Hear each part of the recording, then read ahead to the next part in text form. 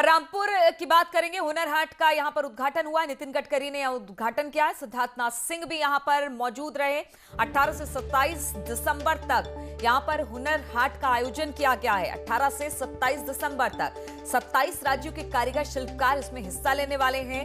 ई platform पर ये हुनर हाट उपलब्ध रहेगा। तो इस वक्त हम खबर दे रहे हैं रामपुर में, जहां पर हुनर हाट का उद्घाटन हुआ है नितिन गडकरी के हाथों, और इस दौरान सिद्धार्थनाथ सिंह भी वहां पर मौजूद रहे। 18 से 27 दिसंबर तक चलेगा हुनर हाट। 27 राज्यों के कारीगर शिल्पकार इसमें हिस्सा लेने वाले हैं और इसको ई प्लेटफॉर्म पर भी डाला गया है, यानी एमएसएमई के तहत हुनर हाट चलाया जाता है और इसका उद्घाटन आज नितिन गडकरी द्वारा रामपुर में किया गया।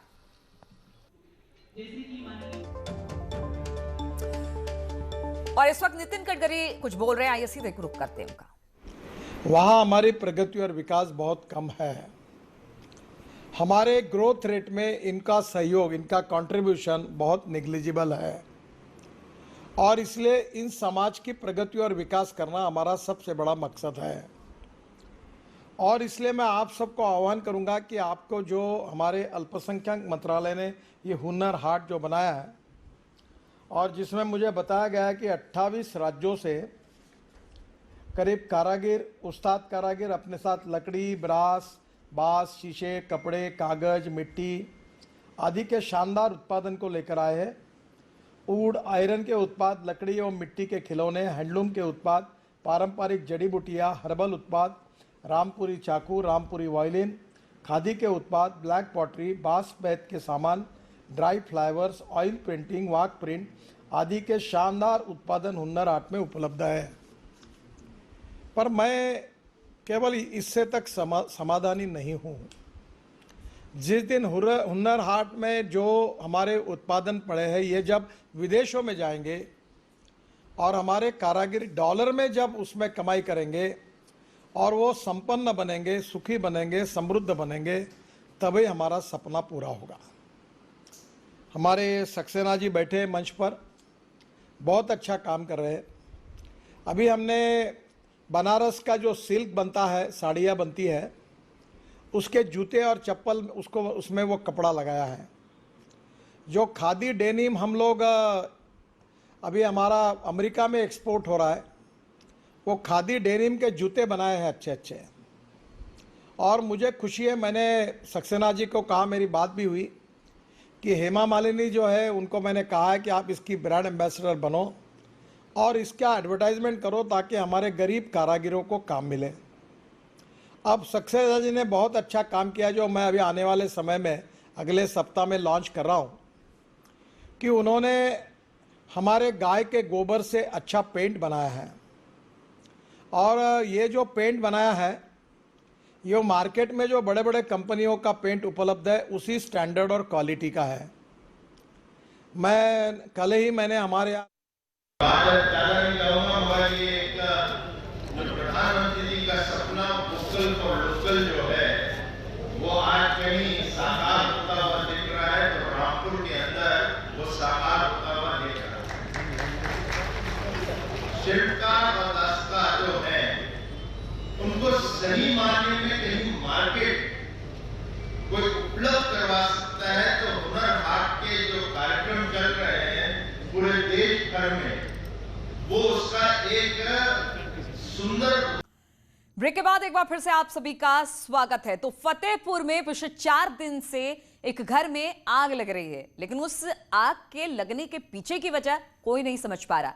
घर के लोग लगातार आग को बुझाने का काम करते हैं, लेकिन दोबारा फिर से आग लग जाती है, जिससे घर का सामान भी जलकर राख हो गया। लेकिन समाधान अब तक नहीं निकल पा रहा है। चाय देत रही हमका, हाँ हमका अंदर जाके भाई मना कीन है। इस आवाज में डर से ज्यादा रहस्य का संदेश सुनाई देता है, लेकिन आग लगने के रहस्य को कोई नहीं समझ पा रहा है।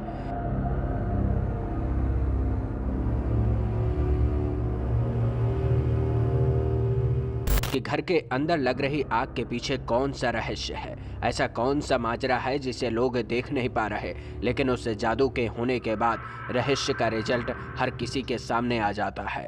इस व्यवधान का समाधान भी किसी को नहीं मिल पा रहा है।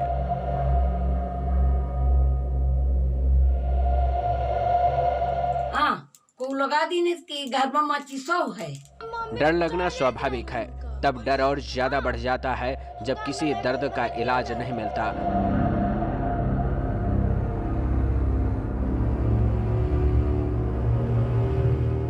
डर के साथ रहस्य का आंखों देखा हाल देखकर हर कोई परेशान है। परिवार समाधान चाहता है, लेकिन सवाल है कि समाधान किस बात का, जब रहस्य के पीछे की वजह ही साफ नहीं हो पा रही है। आग लग रही है, बुझाने पर बुझ जाती है, लेकिन फिर दूसरी जगह लग जाती है। आग की शांति नहीं हो रही, सभी गांव के लोग बुझा रहे हैं और उसके बाद आग बुझ जाती है और तुरंत फिर लग जाती है। ऐसी रहस्यमयी समस्या से परेशान होना स्वाभाविक है, क्योंकि घर के अंदर लग रही आग से सामान जलकर राख हो रहा है। ये आग पिछले 4 दिन से लग रही है, जिसको परिवार वाले बुझाते हैं और फिर इंतजार करते हैं कि घर के किस कोने में आग लग रही है। वैसे इस समस्या से परेशान परिवार समाधान तो चाहता है, लेकिन आग लगने के पीछे के रहस्य को भी समझना चाहता है। खाने का गेहूं है और रुपए पैसे हैं और दुकान का सामान है, पूरा सब जल गया। यहाँ पर 100 से ज़्यादा अधिक बार आग लग चुकी है और यहाँ पर ना कोई प्रशासन अधिकारी अभी तक कोई नहीं पहुँचा। मेरे घर पे खाने को नहीं है, यहाँ सब पैसे सामान सब जल गया है। 4 दिन बीत गए, फिर भी अब तक वजह साफ नहीं हो पाई। आग लगने से परेशान परिवार घर के बाहर डेरा डाले हुए है। परिवार को लगता है कि किसी दैवीय शक्ति ने घर के अंदर डेरा डाल लिया है। ऐसे में अग्निदेव को मनाने के लिए हवन पूजन का सहारा लिया जा रहा है। जब उससे भी समाधान नहीं निकला तो परिवार वालों ने तांत्रिकों का सहारा लिया। फिर भी आग लगने का सिलसिला जारी है। पता है कि कई बार आग लग गई, कई बार हम बुझाते रहे, बस इसी में दौड़ धूप है।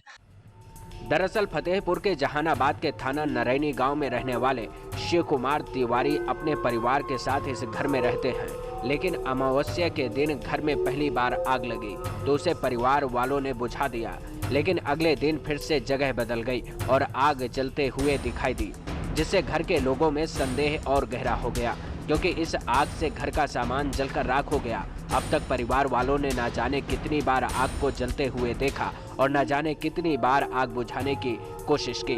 पिछले 4 दिन की यही कहानी है, इसलिए अब तो याद भी नहीं है कि आग कितनी बार लगी और कितनी बार आग बुझाई गई। और हम अभी तक आग बंद नहीं हुई है, बराबर उसी तरीके से लग रही है। वैसे परिवार लगातार समाधान निकालने के लिए हर किसी का सहारा ले रहा है। आते जाते जो लोग इस रहस्य से निपटने का तरीका बता रहे हैं, उसे परिवार आजमा रहा है, लेकिन आग लगने के पीछे की वजह कोई नहीं बता पा रहा। ऐसा लग रहा है जैसे किसी दैवीय शक्ति ने डेरा डाल लिया हो, जिसका तोड़ किसी के पास ना हो। फतेहपुर से न्यूज़ 18 के लिए धारा सिंह की report.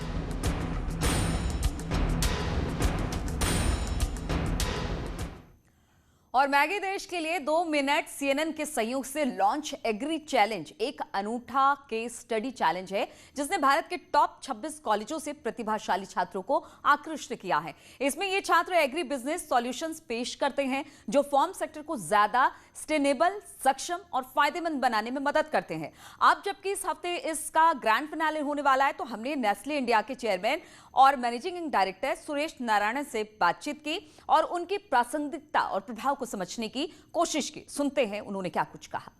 Maggi as a brand is very much linked to agriculture, and agriculture is also the segment of our economy which is the most important in terms of occupation and in terms of incomes for a large number of the farming community and the allied community. And therefore, it is important that issues around agriculture be addressed with. And what better brand than Maggi to contribute in its own small way to good ideas coming into agriculture, and some of them hopefully, as we will see today, being implemented to a worthy cause. और आप हमारे 2 भागों के grand finale को जरूर देखें। इसमें 3 टीमें 5 लाख के नकद पुरस्कार और एग्री चैलेंज टाइटल के लिए भिड़ेगी।